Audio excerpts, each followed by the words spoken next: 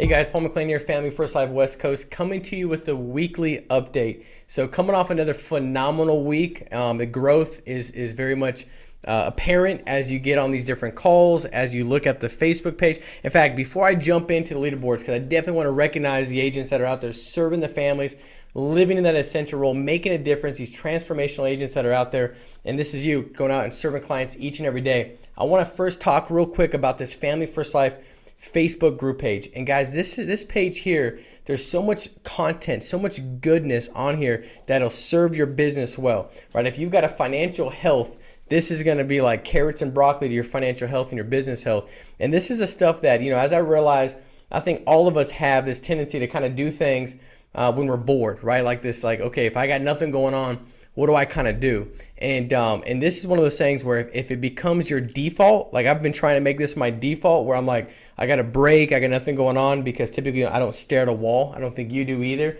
I've been going on here and just looking at stuff and seeing the successes and what people are doing.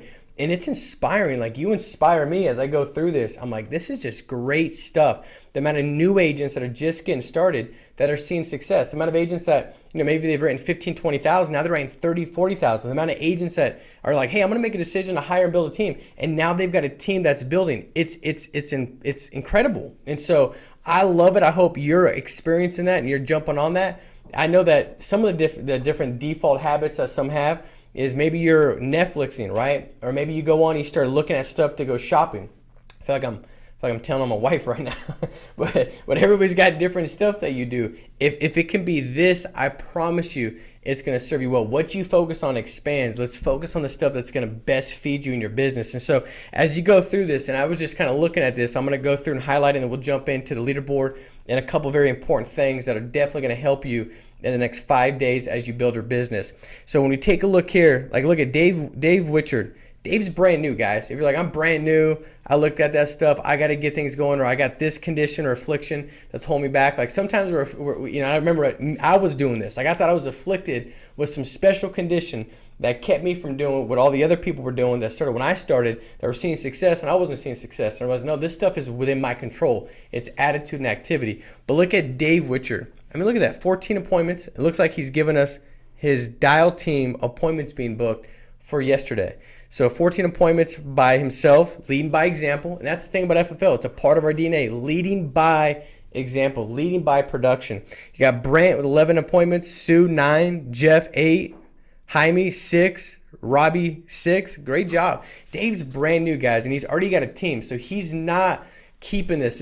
Dave's not a secret agent. He's letting agents know. He's letting people know about the FFL opportunity, and it doesn't take that much. When you recruit for Alabama football, you don't have to go like beg Bart. You don't have to. You just, hey, you either want to, win a championship with us or play for somebody else and watch us win a championship. And that's what Dave's doing. So great job. Take a look at Clay. He just hired a new agent, Sandra. We got Mariama with 1,000 AP. Brandon, if you take a look at Brandon, he's got a client that he just helped right there, giving, looks like bunny ears. Like, how do you not like that? So great job, dude. We've got Jordan helping families out. Grady, this makes me think about this. I'm glad I saw this. And see, this is the stuff. When you're on this, you're reminded. What I find more often than not now is that when I'm hopping on calls, I'm not necessarily always getting on a call and hear something for the first time, like, wow, that's insightful, or that gives me an aha moment. No, a lot of times it's like, no, this is something that I'm not doing, I need to be doing, or I'm glad I remember this, because now I'm like, I can scale like on a 1 or a 10 on how well I'm doing this. This BDM that's taking place this Thursday with Grady, guys, we've had him each and every week, Mondays and Thursdays.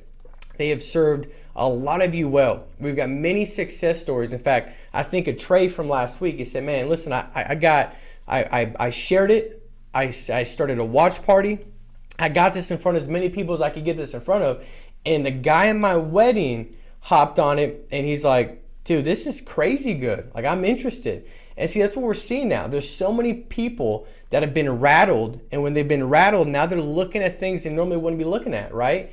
And I think that, it's hard to find a lesson in forecasting. Like, it's hard to say, hey, this storm or crisis or whatever, oh, this will provide a lesson. I don't think we do that. I think that the lesson is found when we look back. When we look back and say, if it wasn't for that, struggle, if it wasn't for that setback, if it wasn't for that rat, if it wasn't for that, I wouldn't be here. And I think we're going to see a lot of that in the next year, 2 years, where people look back like Grady did when he's like, if it wasn't for this IT thing not working out, I wouldn't be looking at, would not have looked at Family First Life.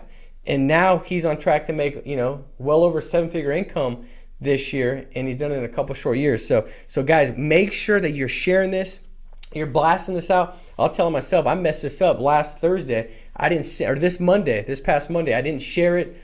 I didn't start a watch party, and I dropped the ball. And the problem with that is this: there could be somebody in my warm market or my sphere of influence that would have been on that would have joined the company, and I never know if I didn't share it. So it's always doing all these little things right, and it all pan out. So great stuff there. Let me jump in to the leaderboard real quick.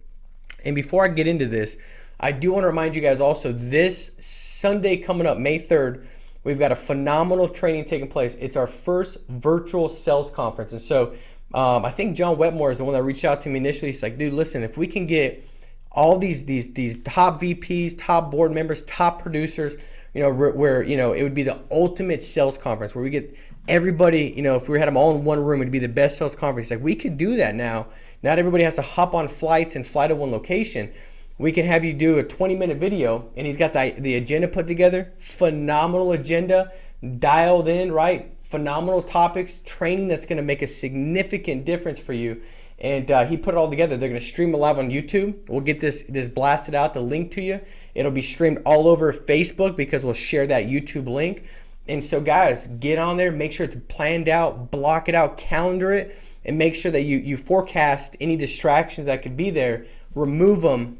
So for those hours, you can lean in and get the most from it. When you're taking notes, put down an A if you need to take action on it, put down a C if you need to change it, but get as much from that as possible. So it's this Sunday again. All right, so let's look at this real quick. We look at the leaderboard. We've got 3.6 million in paid business last 4 weeks. So this is a 5-week month. This is the 4th week of April. So in the last 4 weeks, 3.6 million. We're gonna have our best month ever, guys. We've never had over 4 million in paid business in a given month, and I think we have a good shot at doing 4.6 million in paid business in the month of April. So phenomenal job. You can see the amount of people, 43 agents, over 20,000 in issue paid business, from Reggie Alcantar up to Clay S. A lot of volume that's being written by a lot of producers. All right, take a look here. Almost $1 million in paid business for the 4th week of April. So phenomenal week. You take a look, we've got over 60 agents that issue paid over 5,000 in volume. So I don't know if there's anybody on here that's like, man, I wouldn't mind 5,000 in a week. We had 60 agents go out there last week and write 5,000 in volume.